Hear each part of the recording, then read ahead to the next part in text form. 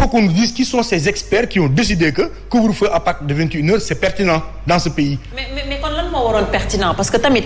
couvre-feu 21h su amul lan lañ waroon def tëjaat marché yi tëjaat école yi tëjaat jumaa yi matin yi. mesures yi ñu mujjoon a jël. mesures yi ñu mujjoon a jël bi ñuy entre guillemets arrêté couvre-feu bi mesures yooyu pour man xawoon na tane. boo ci distanciation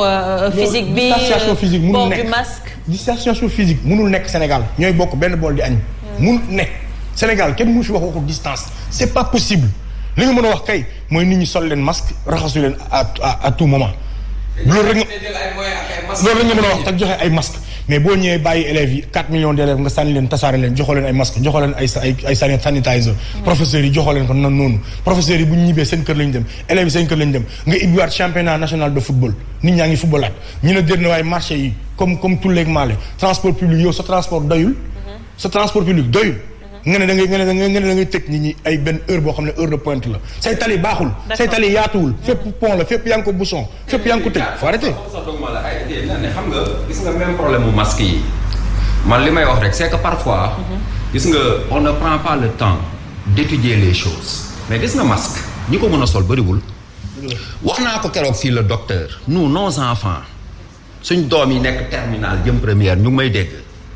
mais boy yi ñun on a une jeunesse malade pas au sens où Abdoulaye Senghor Abdou Diouf le disait parce que cette jeunesse là aujourd'hui mais du point de vue scientifique elle est nourrie de colorants elle est nourrie de produits chimiques booy yu xoolal surtout jigéen ñi ku ci yéeg 2 étages boo ñëwee da ngay essoufflé et puis loolu du ñoom rek mais le ministre de l'enseignement supérieur mais sol na fi masque 2 minutes daf ko dindi ne ça étouffe. waaw le président français Macron wane nañ ko en direct muy sol masque bi mais dafa xoj ba pare ne mais s'il y a quelqu'un y a un verre d'eau ça ira ñu jox ko mu naan ça veut dire que même nit ñi masque bi ngay sol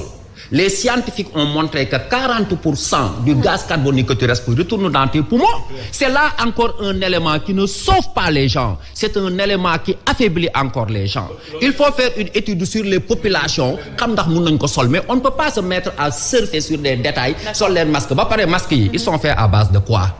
C'est des produits chimiques comme exactement bi ñu fiy jël ay kaasu caoutchouc di ko jox nit ñi ñu ciy naan café. Il fallait que nit ñi di yuuxu ba ñu dindi ko léegi indi ay cases de papier les masques peuvent participer à affaiblir la population et même à tuer certaines personnes. Parce que masque dafay xoj nit. alors ma ñëw ci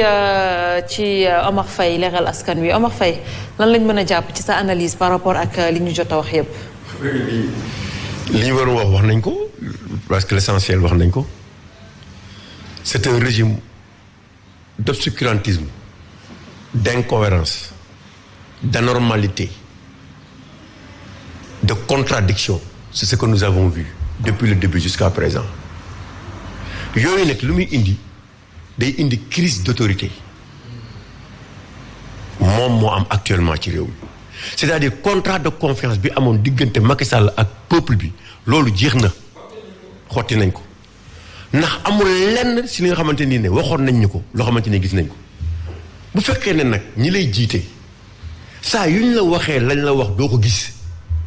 mais buñ la waxatee dara doo ko gëm boo leen bëggee contraindre nag bëgg a jël seen liberté ñu fipp te gis nga waxuma état d'urgence mais état de siège bi ñu deful ndànk mën nañ fa demee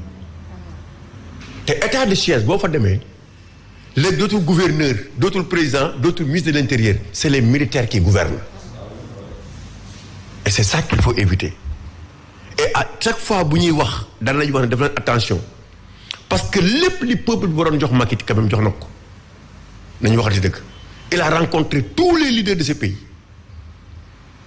pour que nous sommes en face de nous il faut ñu dem vers une guerre sanitaire il faut ñu xeex pandémie bi ñëpp d'accord ak moom ànd ak moom ba muy mettre en place même son comité personne n'était au courant caatu wax na ko léegi c'est-à-dire moom day poser ay jalons ba pare door a oote ay waxtaan ba muy génne xaalisu ceeb bi 100 milliards de francs nee na ay noo ko mën a génnee pour jënd ceeb jënd diwlin dem jëndi ajinomoto dem jëndi ay tamaate loxoti dem jëndi ay masaba dem alors que tu es en guerre sanitaire quand même ñi nga xamante ni ne ñoo yor wàllu santé bi ñooñu nga war a njëkk a diital mais jiitalu leen nga génne 1000 milliards 4 mois lañ utiliser 1000 milliards yi kenn xamul na lañ ko utiliser. sans bilan ni rien du tout. nga xëy jël sa ministre de la santé yóbbu assemblée tous les députés tàcc ko. ne victoire nous avons crié victoire nous avons combattu cette pandémie on l'a vu à la télévision. ba moom sax dafa naa organiser nañ ko fi benn ndaw rabine dans son quartier. rassemblement ñëpp taxaw. président pareil.